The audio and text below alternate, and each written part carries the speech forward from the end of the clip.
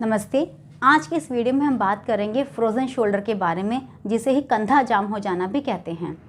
अगर आप हमारे चैनल पर नए हैं तो इसे सब्सक्राइब कीजिए, लाइक कीजिए, शेयर कीजिए और अपने फ्रेंड्स तक इस इन्फॉर्मेशन को ज़रूर पहुंचाएं ताकि वे सभी भी आयुर्वेद ट्रीटमेंट्स का फ़ायदा उठा सकें। हमारे आयुर्वेदा सेंटर पर निर्मल आरोग्य क्लिनिक पर डॉक्टर प्रदीप गुप्ता सुबह के समय 9 से 2 के बीच में स्किन और जॉइंट्स की आयुर्वेद ट्रीटमेंट्स के लिए ओपीडी करते हैं। अगर आपको किसी भी तरह की स्किन या जॉइंट्स के लिए ट्रीटमेंट लेनी है तो आप यहाँ पे ज़रूर संपर्क कर सकते हैं। तो शुरुआत करते हैं फ्रोज़न शोल्डर से। जब किसी भी पेशेंट का किसी भी किसी कारण से कंधा जाम हो जाता है, कंधे की मूवमेंट्स प्रॉपर नहीं हो पाती हैं, तब उसे फ्रोज़न शोल्डर कहा जाता है। इसके कारण क्या हैं? कभी कभी तो ये जो सिम्टम होता है वो बिना किसी कारण से ही हो जाता है, या किसी चोट लगने के बाद में या किसी सर्जरी के बाद में भी कंधे की मूवमेंट्स रिस्ट्रिक्टेड हो जाती हैं, तो वो फ्रोज़न शोल्डर कहा जाता है।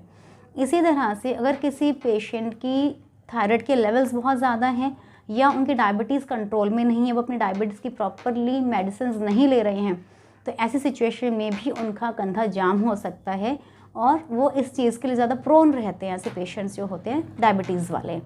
इसके लक्षण क्या हैं?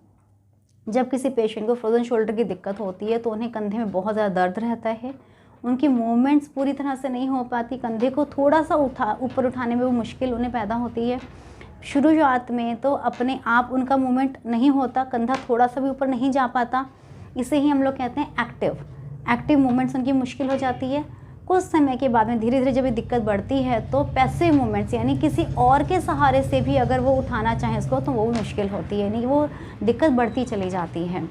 इसके अलावा इस दर्द की वजह से वो पेशेंट रात को ठीक से सो भी नहीं पाते। अब हम बात करेंगे जांच की, या कैसे इसको हम इन्वेस्टिगेट कर सकते हैं। क्लिनिकली कोई भी डॉक्टर जब उन्हें पेशेंट को चेक करते हैं तो बता देते हैं कि हाँ, ये फ्रोज़न शोल्डर कंडीशन है। इसके अलावा एक्सरे कराकर या एमआरआई स्कैन कराकर भी देखा जा सकता है, जिससे माइन्यूट से माइन्यूट कंडीशन को भी आप रूल आउट कर सकते हैं। अब हम बात करते हैं ट्रीटमेंट के बारे में। तो अगर फ्रोज़न शोल्डर की दिक्कत आपको है तो उसके लिए आयुर्वेदिक ट्रीटमेंट्स बहुत ही सफल तरीके से इलाज किया जा सकता है आयुर्वेदा द्वारा, और इसमें पंचकर्मा ट्रीटमेंट्स जैसे कि नस्य है, बस्ती है, या पेशेंट की प्रकृति के अकॉर्डिंगली कोई और भी पंचकर्मा प्लान करना है तो वो किया जा सकता है। साथ ही साथ जॉइंट्स पेन के लिए अग्निकर्म, विद्धकर्म, ये ट्रीटमेंट्स बहुत ही ज़्यादा कारगर हैं, बहुत ही इनसे बेनिफिट्स मिलता है। और जब इस साइड ट्रीटमेंट के साथ साथ आप आयुर्वेदिक मेडिसिन भी लेते हैं, कुछ परहेज़ भी करते हैं, तो कुछ ही समय में कंधे के इस दर्द से, फ्रोज़न शोल्डर से आप पूरी तरह निजात पा सकते हैं। अब आप घबराएं नहीं, अगर आपको ऐसी दिक्कत है तो आप ज़रूर हमसे संपर्क कर सकते हैं। धन्यवाद।